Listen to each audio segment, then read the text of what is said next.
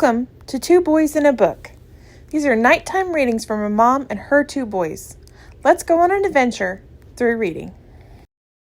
Chapter 31. Through the Mediterranean in 48 hours. The Mediterranean, the bluest of all seas, the great sea of the Hebrews, the sea of the Greeks, and the mare nostrum of the Romans, bordered with orange trees, aloes, cactus, sea pine, scented with the perfume of myrtle, framed by rugged mountains, saturated with pure, clear air, and yet incessantly troubled by volcanic action, is a true battlefield in which Neptune and Pluto still struggle for domination of the world. There on its banks and waters, as Michelet said, man gains new strength in one of the most invigorating climates of the globe. But however beautiful it may be, I was only able to get a rapid glimpse of its basin, which covers an area of 850,000 square miles. Even Captain Nemo's knowledge was of no help to me, for this enigmatic person didn't appear once during our rapid crossing. I estimated that it took Nautilus 48 hours to travel about 1,300 miles beneath the surface. We left Greek waters on the morning of February 16th, and by sunrise on the 18th we had crossed the Straits of Gibraltar. It was obvious to me that Captain Nemo did not like the Mediterranean, surrounded as it was by those countries he was fleeing. Its waves and breezes brought him too many memories or perhaps regrets. He no longer had the same freedom of movement as in larger oceans. And his Nautilus felt hemmed in by the shores of Africa and Europe. We traveled at a speed of 25 knots, and it therefore goes so without saying that Ned Land, to his great annoyance, had to give up his plans of escape. He couldn't use the dinghy while we were cruising at over 40 feet per second. Leaving the Nautilus under such conditions would have been like jumping from a train traveling at the same speed. A rash move if there ever once was. Moreover, the submarine only surfaced at night to renew its air supply. It was guided merely by its compass and log. I therefore only saw the Mediterranean as a traveler in an express train sees the landscape rushing past. Or in other words, only the objects farther away and not the foreground, which passers by with the speed of lightning. Nevertheless, Conseil and I were able to observe several types of fish whose powerful fins permitted them to keep up with the Nautilus for short periods of time. We stayed on watch at the windows of the lounge, and our notes permit me to describe the animal life of the Mediterranean. Of the various fish living there, some I saw clearly. Others I merely glimpsed, and there were yet others completely hidden from our view by the Nautilus's speed. I therefore hope I will be allowed to classify them according to these three rather odd categories. They will give a better idea of what I saw. In the midst of the waters brilliantly illuminated by our electric light, I saw 3-foot-long lampreys of a kind found in all seas. There were also oxyrhinicae, a kind of ray 5 feet across with a white belly and spotted ash-gray back, looking like vast shawls carried off by ocean currents. Other rays passed by so fast I could not tell whether they merited the name of eagles given them by Greeks or that of rats, toads, or bats which modern fishermen have bestowed on them. 12-foot-long Milliander sharks, a species particularly feared by divers, vied with each other on speed. Thresher sharks, 8 feet long and gifted with very sensitive sense of smell, passed by looking like blue shadows. Sparoid dorado, some of which measured over 4 feet in length, passed dressed in silver and azure, surrounded with stripes, all contrasting sharply with the somber hue of their fins. These fish, once upon a time sacred to Venus, had golden eyebrows above their eyes. They are valuable species, equally at home in salt or fresh water, living in rivers, lakes, and oceans, and able to withstand any climate or temperature. They are also a rarity in that they have conserved all the beauty of their forebears in geological times. Magnificent sturgeons, 9 or 10 feet long and able to travel at great speeds, hurtle against the windows of the lounge, letting us glimpse of their bluish backs covered with little brown spots. These fish, which are like a weaker variety of shark, are formed in all the world's oceans. In the spring, they like to go up large rivers, struggling against the currents of the Volga, Danube, Fo, Rhine, Loire, Oder, and they live on the herring, mackerel, salmon, and rockling. Although they belong to the class of cartilaginous fish, their flesh is delicate. They are eaten fresh, dried, or salted, and once upon a time they were brought triumphantly to Lucellus's table. But as the Nautilus cruised near the surface, those inhabitants of the Mediterranean which I could not best observe belonged to the 63rd genus of the bony fish. There were tunas with their long black backs, silver bellies, and dorsal stripes giving off a golden gleam. They are said to follow vessels in search of a shade from the hot tropical sun. And they did not just do this with the Nautilus, as they had once done with La Perousse's ships. For hours they would race against us. I never tired of admiring these creatures so beautifully built for speed, with their small heads, streamlined bodies up to 10 feet long, extraordinarily powerful pectoral fins, and forked tails. Like certain birds, they swam in triangle formation, which caused the Greeks and Romans to say that these fish knew about geometry and strategy. Nevertheless, they did not escape provincial fishermen, who esteemed themselves as much as they did as the inhabitants of Propontis in Italy. And thousands upon thousands of these precious animals hurled themselves blindly and heedlessly into the nets awaiting them. I will mention, only as a reminder, those Mediterranean fish of which Conseil and I merely got a fleeting glimpse. They were whitish gymnotes which swept past like clouds of mist.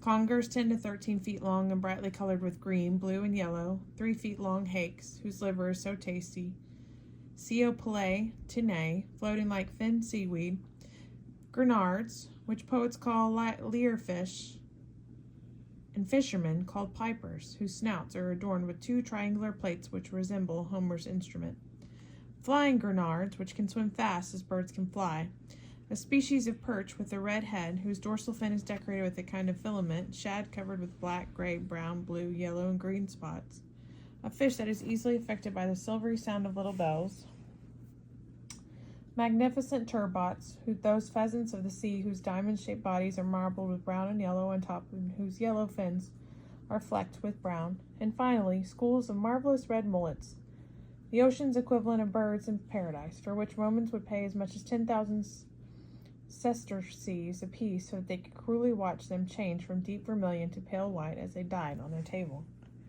But I was able to see no murrelets, triggerfish, tetradons, sea horses, wands, bellows, fish, blennies, merlets, wrasse, smelt, flying fish, anchovies, sea breams, boops, orphs, or any representatives of the order Pleuronectidae common to the Atlantic and Mediterranean, such as dabs, flounders, plaice, or sole. This was because of the dizzy speed with which the Nautilus traveled through these rich waters. As for sea mammals, I thought I saw, near the mouth of the Adriatic, 2 or 3 cachalots belonging to the genus of the sperm whale with 1 dorsal fin, several dolphins of the genus Globicephala, found only in the Mediterranean, which have the front part of their head striped with little bright lines, and also a dozen or so seals with white bellies and black fur, known as monk seals, looking just like 10-foot long Dominicans. Conseil thought he could make out a turtle with a shell 6 feet across with 3 ridges down its back. I was so sorry not to have seen this reptile, from Conseil's description, I thought it must have been a rather rare species called the leatherback. The only reptiles I saw were several coccyons with elongated shells. As for zoophytes, I was able to gaze admiringly for several seconds at a marvelous orange-colored Gallioloria, which stuck to the port window. It consisted of a long, slender filament spreading out into infinite number of branches, ending in the finest lace ever spun by Arachne's rivals. I was unfortunately not able to capture this splendid specimen, and I undoubtedly would have seen no other Mediterranean zoophytes if during the night of the 16th the Nautilus had not reduced its speed considerably. It did so because we were then passing between Sicily and the coast of Tunis, and in this narrow space between Cape Bon and the Straits of Messina. The ocean floor rises abruptly. At this point, it goes up within 60 feet of the surface, whereas on the other side it goes down to depths of 250 feet. The Nautilus, therefore, had to maneuver carefully in order to avoid this underwater barrier. I showed Conseil the position of this long reef on a chart of the Mediterranean. "If Monsieur doesn't mind me saying so," observed Conseil, "it's like an isthmus connecting Europe to Africa." "Yes, my boy," I answered. "It cuts across the entire Strait of Libya, and the Smiths surrounding have proved that between Cape Julia and Cape Farina the continents were once upon a time connected. I can easily believe it, said Conseil. And once more, I went on, and similar barrier existed once between Gibraltar and Ceuta, completely closing off the Mediterranean. What would happen, asked Conseil, if some day volcanic action again raised these barriers above the surface of the water? I doubt that would ever happen, Conseil. But, with Monsieur's permission, if it ever did happen, it would come as quite a shock to Monsieur de Lesseps, who's going to so much trouble to build the Suez Canal. Yes, but I said before, it won't happen. The violence of the forces beneath the Earth's surface is constantly diminishing. Volcanoes, which were so numerous when the world was young, are slowly dying down. The temperature of the Earth's inner surfaces lowers appreciably every century, which will eventually have unfortunate results. For this heat is life. But there's the sun. The sun isn't enough, Conseil. Can the sun give heat to a corpse? No, not that I thought of. Not that I know of. Well, my friend, one day the earth will be a cold corpse. It will become uninhabitable, and it will be as deserted as the moon which lost its vital heat long ago. How many centuries will that take? Asked Conseil. Several 100,000 years, my boy. Well then, said Conseil, we'll at least have enough time to finish our trip unless Ned Land botches things up. Conseil felt reassured and went back to studying the shallow bottom above which the Nautilus was slowly cruising. There, on the rocky volcanic bottom, lay a whole world of living flowers, sponges, sea slugs, transparent Sedipiae with reddish cirri, emitting a light phosphorescence, boros, commonly known as sea cucumbers, bathed in a gleaming rainbow of light, feather stars a yard across turning the water red, tree-like uriales of great beauty, Parvanas sahi with long stems, a great number of edible sea urchins of various species, and green sea anemones with grayish trunks and brown discs almost lost beneath their mass of olive-colored tentacles. Conseil spent his time more especially observing mollusks and articulata, and even though a list of what he saw might somewhat dry reading, I feel it would be wrong to leave out his personal observations. In the subkingdom of mollusks, he cites numerous scallops, spondylii, triangular wedge shells, trident-shaped hyala with yellow fins and transparent shells, orange-colored Plerobranchia looking like eggs flecked with green spots, Aplasia, also known as sea hares, Dolabelle, chubby acerae, umbrella shells found only in the Mediterranean, ear shells, which produce a much sought-after mother of pearl, red scallops, beaked cockles, which the people from the south of France prefer to oysters. Another kind of cockle very popular in the Marseille. Some of these clams, so common off the coast of North America, which are eaten in such quantities in New York, comb shells of various colors, lithodes hiding inside their holes, whose flesh was a peppery taste I like very much, furrowed vinicardae, whose bulging shells are covered with ridges, Cyantheae covered with scarlet bumps,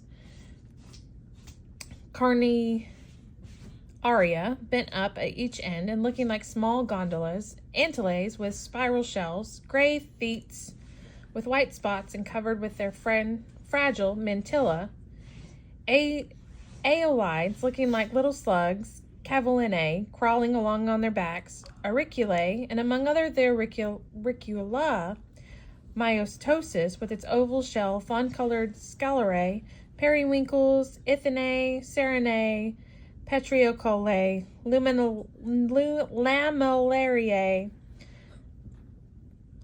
Cabochons, Pandoras, etc. As for the articulata in Conseil's notes, they are rightly divided into 6 classes, 3 of which belong to the marine world. These are crustaceans, Sauropoda, and annelids. Crustaceans are divided into 9 orders, and the first of these comprises the decapods. That is to say, animals whose head and thorax is usually united, whose mouth consists of several pairs of jaws, and who possess 4, 5, or 6 pairs of legs on their thorax. Conseil followed the method of our master, Milne Edwards, and divided them into 3 sections: Brachyura, Macura, and Anamura. Even though these names are somewhat uncouth, they are correct and precise.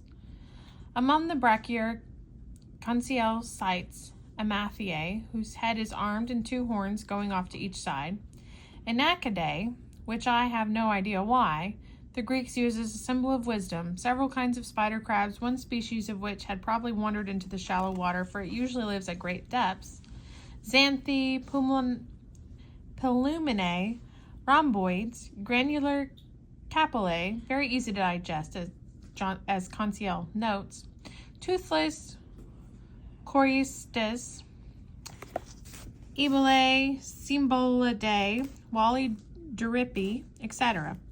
Among the Macura, which are divided into 5 families, Cericiae, burrowers, Astaceae, Palmonidae, and Achyxiphopods, he cites rock lobsters, the female of which is so good to eat. Scalari or squills, and are some of the edible species, but he says nothing of the subdivision of Astaceae, which includes the lobsters proper. Finally, among the Anemura, he saw Dracanae sheltered inside the abandoned shell they had picked up, Homalae with their spiny head, hermit crabs, porcelain crabs, etc. There Conseil stopped. He did not have enough time to complete the class of crustaceans by an examination of stomatopods, amphipods, homopods, isopods, trilobites, brachiopods, ostrosodes, and entomostracae. In order to complete his study of marine articulata, he should have mentioned the class of Cercopidae, which comprises cyclopes, arugulae, and the class of annelids, which he would have not have forgotten to divide into tubercles and dorsibranches. But once the Nautilus had passed the shallow water of the Straits of Libya, it again started cruising at its usual speed in the deeper water. From then on, observing mollusks, articulata, or zoophytes was out of the question. We saw only large fish which passed by like shadows. During the night of February 16th through 17th, we entered the second basin of the Mediterranean, which in places go down to depths of 10,000 feet. By using its inclined planes and the force of its propeller, the Nautilus dove down to the deepest parts of the sea. There, although there were no natural wonders to admire, the oceans offered many moving and horrifying scenes. We were crossing the part of the Mediterranean in which so many ships had gone down. How many ships had disappeared forever between the coast of Algeria and the shores of Provence? The Mediterranean is only a lake compared to the vast expanses of the Pacific, but it is a capricious lake with changing moods. Today it is gentle and caressing for the frail tartan, who seems to float between the ultramarine blue of its water and sky. And tomorrow it is raging and tormented, lashed by wind, smashing the strongest ships with its narrow waves, which strike without warning. So on this trip through the depths, I saw innumerable wrecks lying on the ocean floor, some already encrusted with coral and others only covered with a layer of rust. I also saw anchors, cannons, shot, iron fittings, parts of engines, broken cylinders, staved-in boilers, and hulls occasionally floating upright and other times upside down. Of these wrecked ships, some had perished in collisions and others had struck granite reefs. I saw ships which had foundered with their masts still in place and their rigging stiffened by the water. They looked as if they were anchored in some open roadstead and waiting for a moment to depart. When the Nautilus passed among them and bathed them in its electric light, I felt as if these ships were going to dip their flags in salute. But no, there was nothing but silence and death in this field of sorrow. I noticed that the number of wrecks increased as we approached the Straits of Gibraltar. The shores of Africa and Europe are closer together there, and the collisions are common in this narrow space. I saw many iron holes, eerie wrecks of steamers, some lying flat on the bottom and others standing on end like huge animals.